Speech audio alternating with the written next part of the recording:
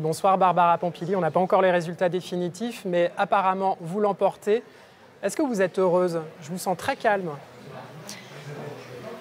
Oui, mais je suis heureuse de ces résultats, même s'ils sont encore partiels, et donc il faut toujours faire attention avant de se lâcher. Mais a priori, c'est bien parti. Donc avec Cécile Dete-Pirou, nous sommes contentes et nous allons faire avancer nos idées, faire avancer le débat à l'Assemblée nationale, toujours au service des citoyens et puis au service d'un fort renouvellement des méthodes politiques, de la manière de faire de la politique, parce qu'on a vu qu'il y avait lors de cette élection une forte attente. Après, évidemment, je regrette beaucoup le manque de mobilisation des citoyens qui montre que le chemin est encore long. Mais c'est ce qui me motive encore plus pour essayer d'avancer. Alors, il y aura un remaniement du gouvernement après ces législatives. Si jamais on vous appelait au gouvernement, vous qui avez déjà cette expérience-là, qu'est-ce que vous répondriez ?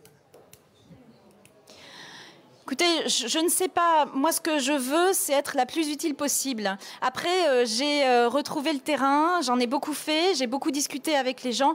J'aime aussi pouvoir avoir un pied sur le terrain et un pied à Paris.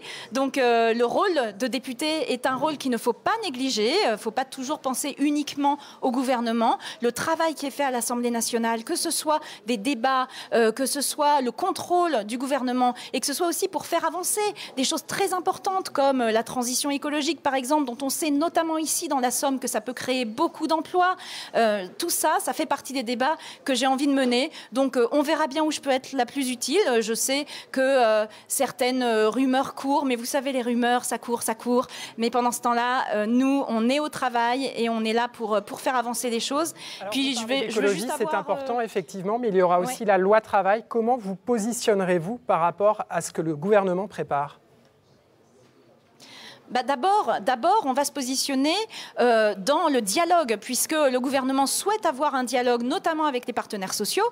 Vous n'avez pas juste oublié que ma suppléante est une syndicaliste qui m'a dit qu'elle serait très, très attentive aux propositions qui seront faites. Et donc, nous, ce que nous voulons, c'est faire en sorte que les ordonnances qui seront proposées soient des ordonnances équilibrées, qui permettent enfin de faire bouger certaines choses qui empêchent notre droit d'évoluer correctement, mais aussi les protections absolument indispensables. Et sur la question du dialogue social, qui va être au cœur de ces ordonnances, nous considérons que pourquoi pas faire du dialogue social au sein de l'entreprise, mais avec des garde-fous, mais avec la possibilité de rééquilibrer quand